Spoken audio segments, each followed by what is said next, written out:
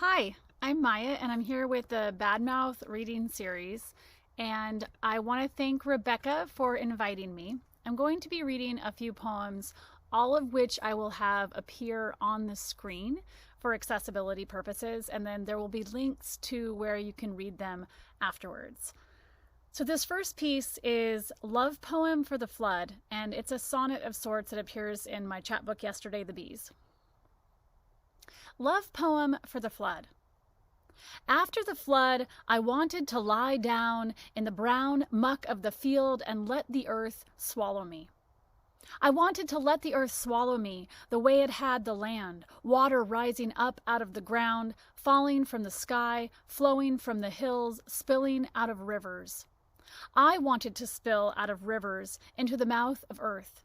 I wanted the mouth of earth on my mouth, the blue of sky eclipsed by our kiss. I wanted our kiss and eclipse to flow over the grass like a flood and muck up gravity. I wanted gravity flooding my body. I wanted my body pressed into the field pulling my body deeper, the deep of my body fielded by mud. I wanted to be a flood. I wanted flood to know how I felt. I wanted the felt blue sky to lie on its back.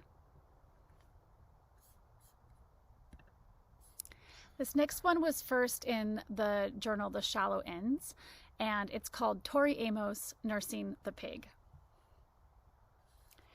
I didn't know anything yet. I was 15, and what I knew was next to nothing. I had gathered my father's camel cash and mailed it for a portable CD player. I could plug in my headphones and keep the music to myself in that loud house of smoke and hamburger meat and a crying sister and my one window that looked out to the moon.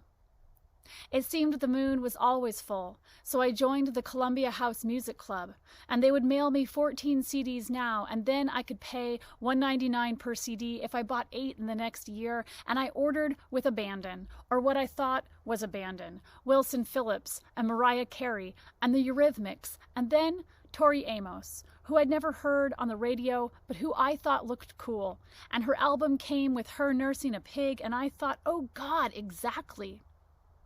I didn't know anything yet, but I thought nursing a pig was probably somewhere in my future. And I took my Discman to the barn and laid there in my hay fort and thought about that little mouth, its tiny teeth and black eyes and probing snout, and how Tori looked so blissed out in her open leather jacket, or was it a blouse, and how she sat on the porch in her rocking chair with her shotgun and the mud all over her leg, and she looked like she was saying, "Go ahead and try me, you bastards." Which is what I thought all day in school and didn't say.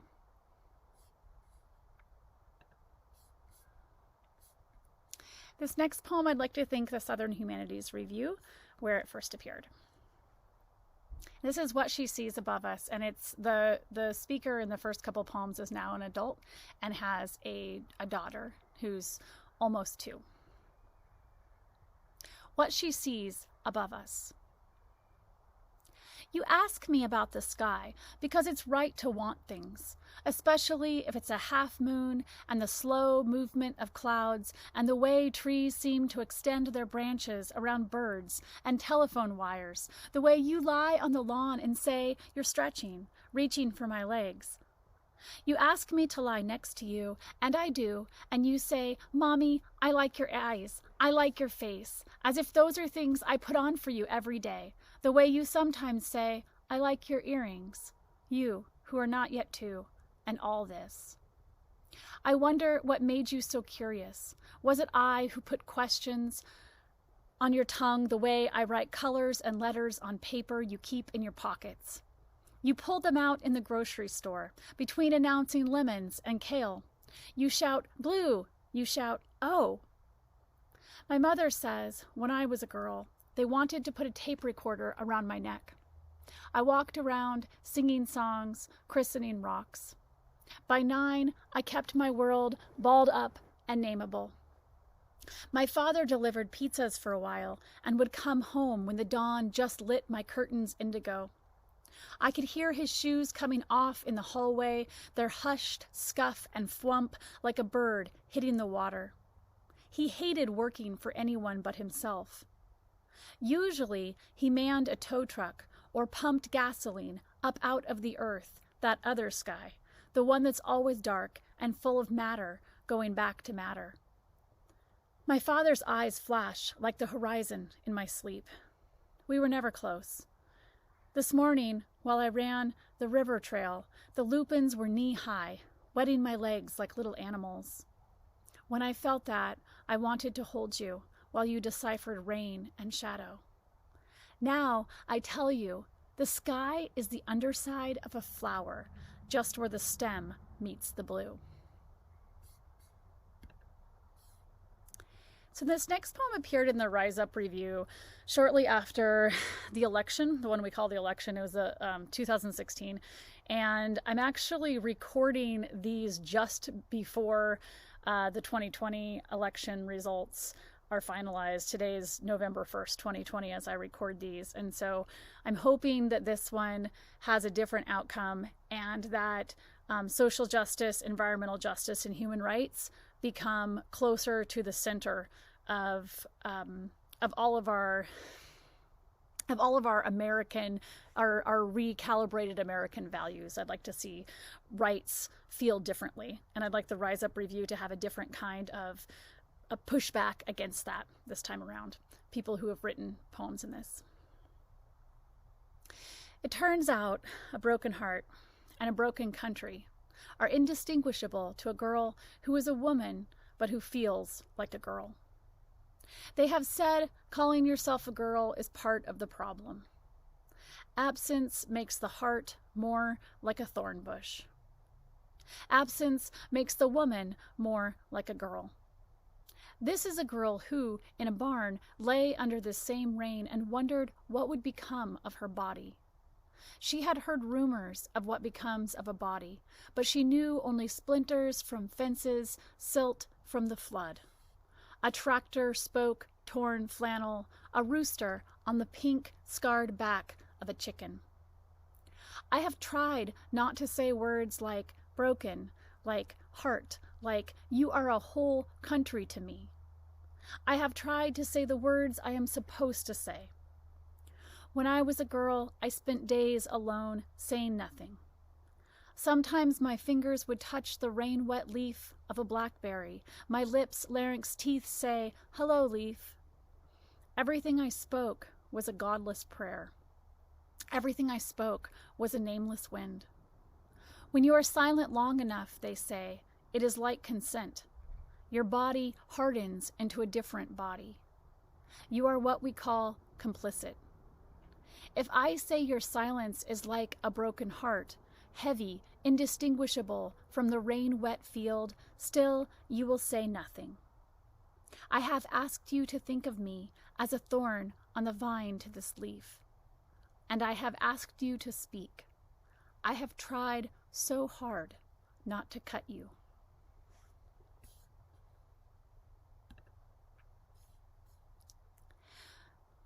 This next poem appeared first in Blackbird, and it's a field trip. It's a Girl Scout field trip and other things.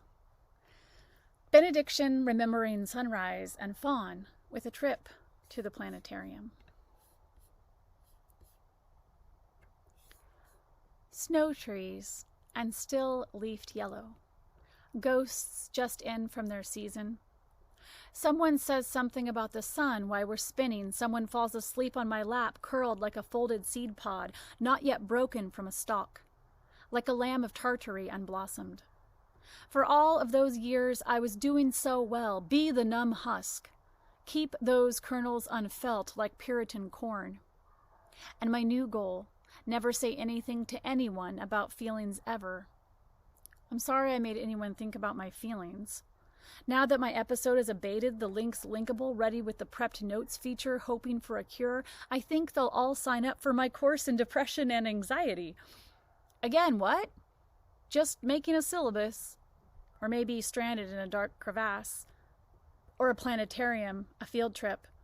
No joy sprouting from forgotten seed. Not impeached like a bad president. Whatever kept me awake, in someone's eye, a whole galaxy on its side, projected above me. From here it looks different, doesn't it? Like a bone spur, or some madness I found glimmering when hope was still a boat on a horizon of some foreboding novel, the sort I admired, or some line from a long epistle when I believed in something, smoothed on some spit of land I walked once made of ocean stones. We hurtle into climate change. We hurtle toward ourselves, the children gasping. See these new creatures before we fucked things up. See these tiny octopuses, how melted the ice, how overcome the coastlines.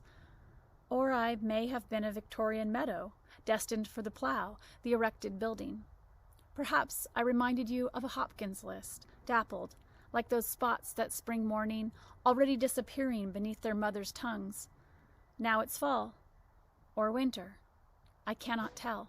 The trees are confused in their bud scales. The child sleeps on my lap, the stars spin above me. They didn't have what we have, so they made things up. Here is Ursa Minor, her fur coat of expired matter, blazing toward us. She doesn't even look like a bear. You have to work really hard to think of her as a bear.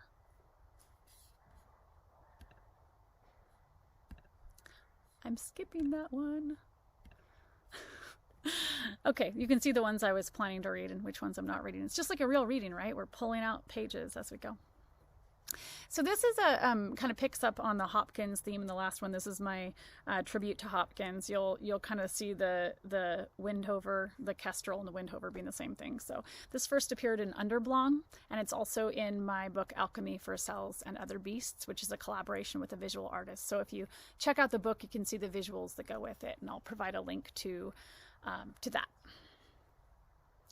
Little spell for kestrel hovering, for X-ray and mothering. If you watch in slow motion the flecked kestrel on YouTube, you'll watch your own lungs fanning out against the sun. Sweet girl made of March light through a seed pod, how delta the vein and heart, highways of breath, of atmospheric capacity, fluctuating 20 times a minute, like fleck on feather. Remember smiling?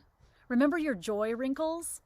You could fix your eyes on this bird as if it holds a wavelength in the electromagnetic spectrum while it stays in one place above the rocky cliffs, while it hunts, barely wind ruffled on the heather, while it lands feasting with that beautiful beak, literally eating the small snake alive.